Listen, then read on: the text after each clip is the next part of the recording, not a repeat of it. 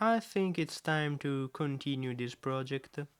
I took a pause to build Majula from the actual shoe, but now the desire to build Anor Londo has returned. Today, I will show you how I built the church where the painting of Ariamis is found, and I will finally finish this central spinning tower at the center of the bridge. To make myself clear, I did not make the word of Ariamis itself, I just made the painting. Maybe I will build the word of Ariamis another time and set some command block so if you go near the painting, it will teleport you there. That little disclaimer said, let's start by building the church. I didn't realize it at first, but I already had all the measures of the painting church in the project, because the church needs to connect to the spinning tower and the bridge. The problem stands in the fact that I had all the measures, but they were not perfect, far from it. The building was too short, so I slightly modified the bridge to make it a bit longer. Also, I made some changes to the tower to align it better to the church. The end project will look a little wider and shorter than in the game, but apart from that, it's better than I expected. The first thing I wanted to build were the flying buttresses between the church and the rest of Anor Londo. If you don't know what that word means, they are the long bridges connecting the side of the church with the bridge. The ones that on your first playthrough you didn't realize could walk on. It was quite a difficult build, and I think I ended up making them too long. That's what she said! The hardest part was getting the angle right. I ended up doing some basic trigonometry with the coordinates to get it as close as possible. Basically, by knowing 3 sides of a triangle, you can also get all the angles. So it was just a matter of measuring.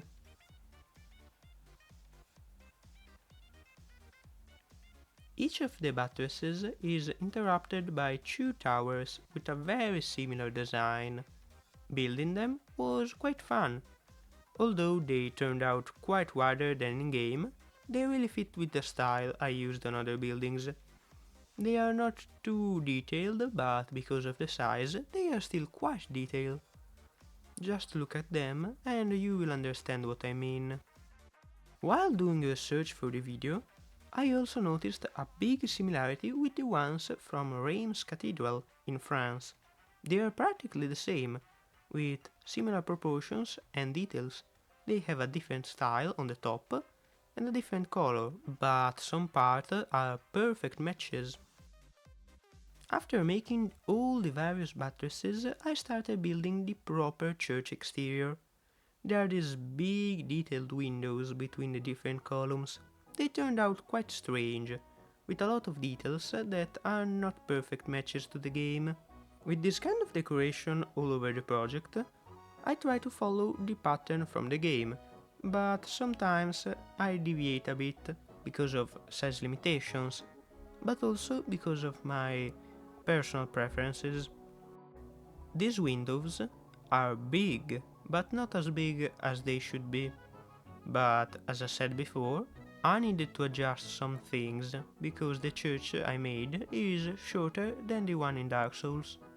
In this case, I shortened the empty part on the sides of the windows.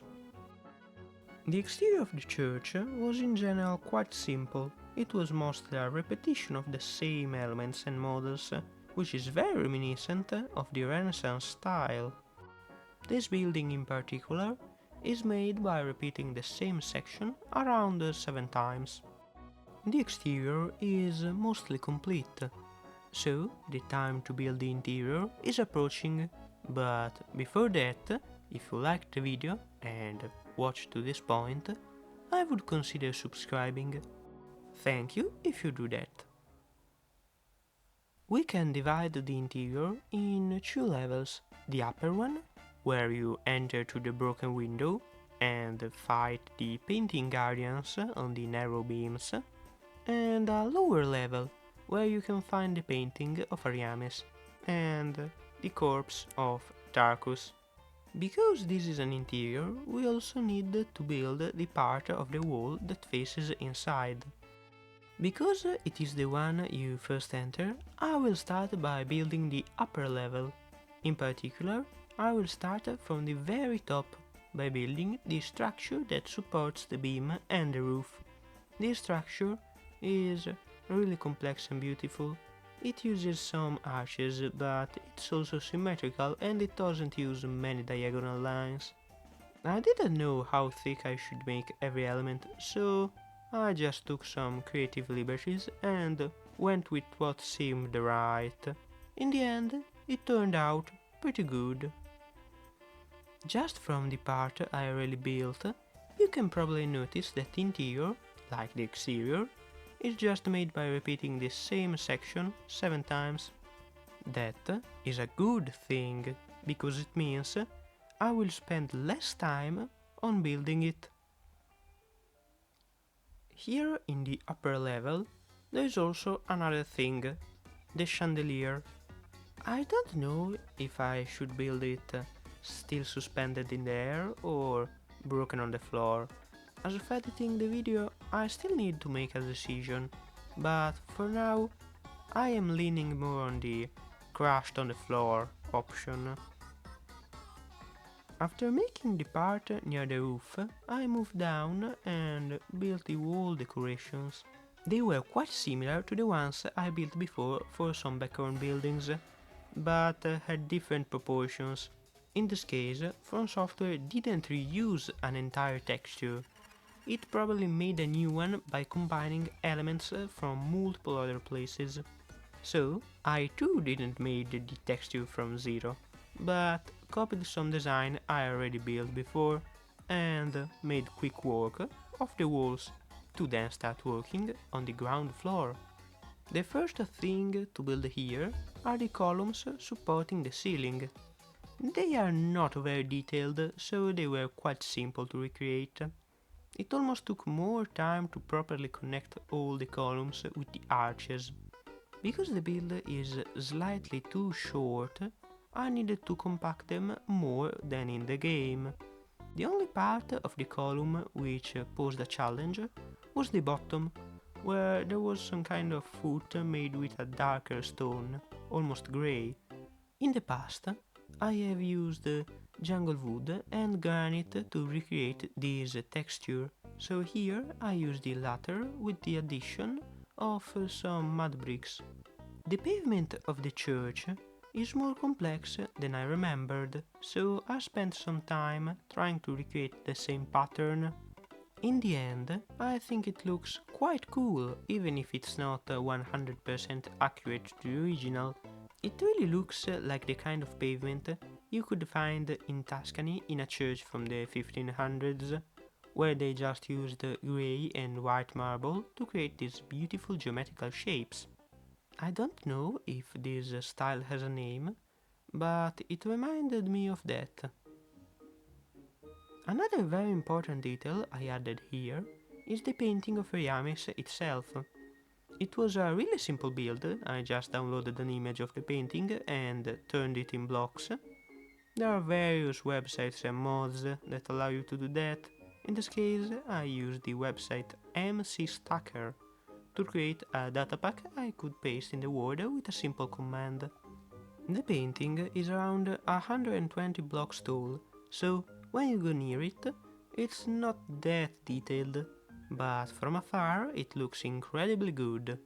As I said at the start of the video, I didn't build a word inside of the painting of ariamis, but maybe I will do it another time.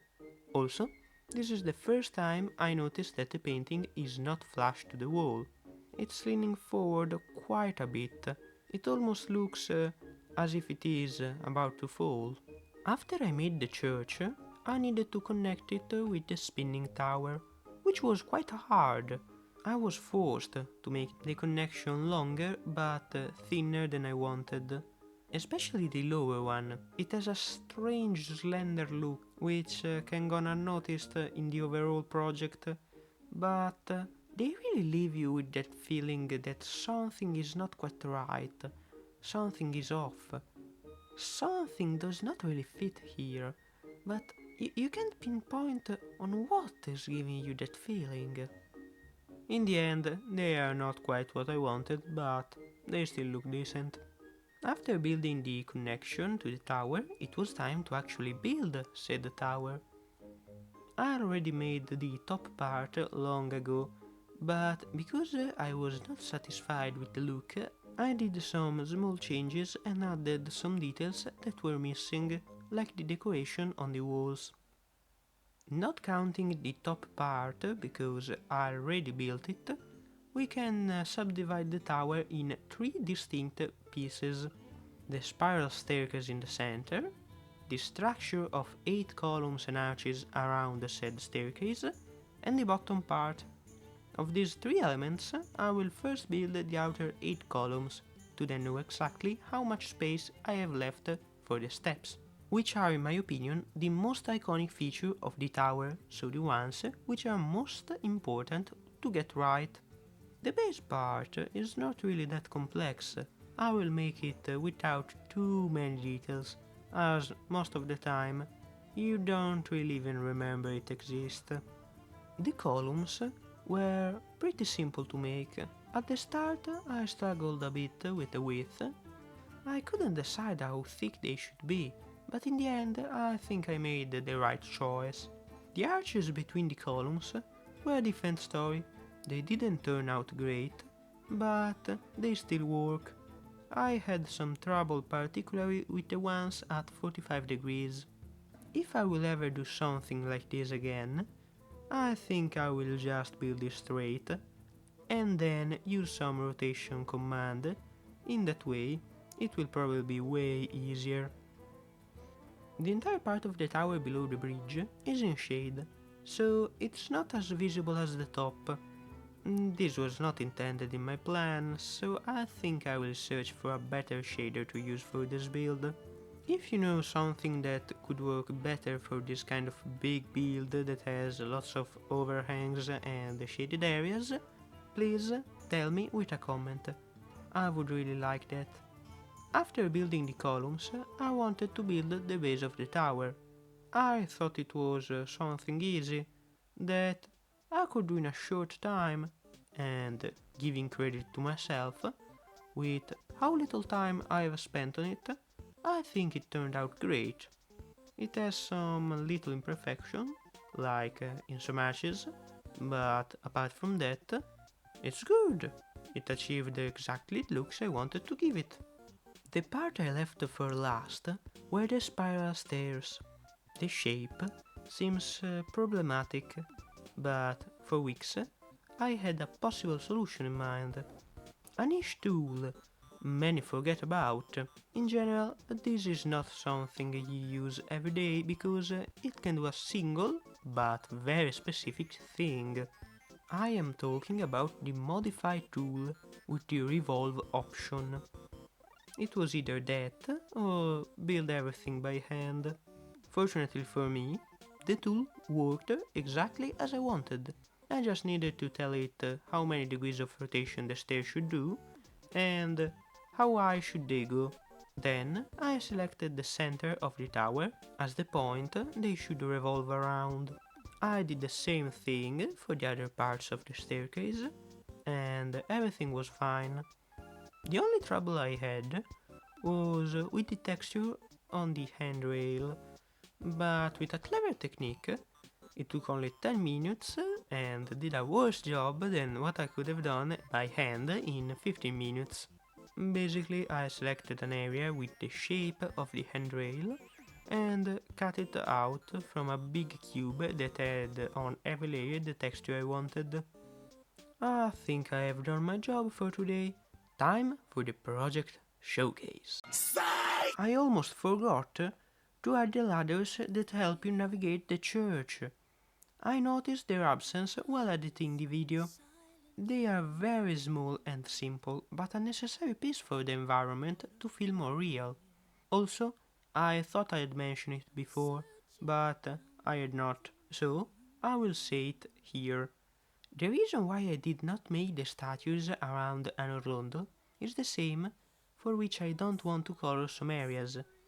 I will do it all at once at the end of the project. In this way, the style won't change a lot from one place to another. Now for real, it's time for the project showcase.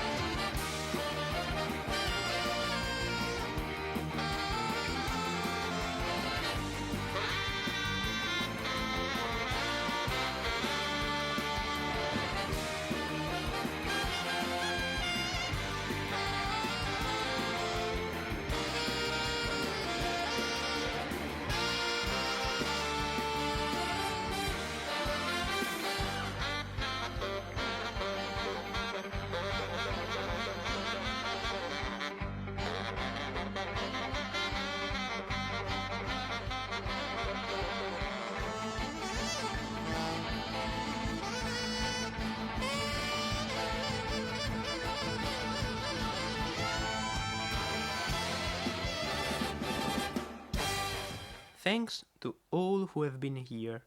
If you liked the video, please subscribe and see you next time.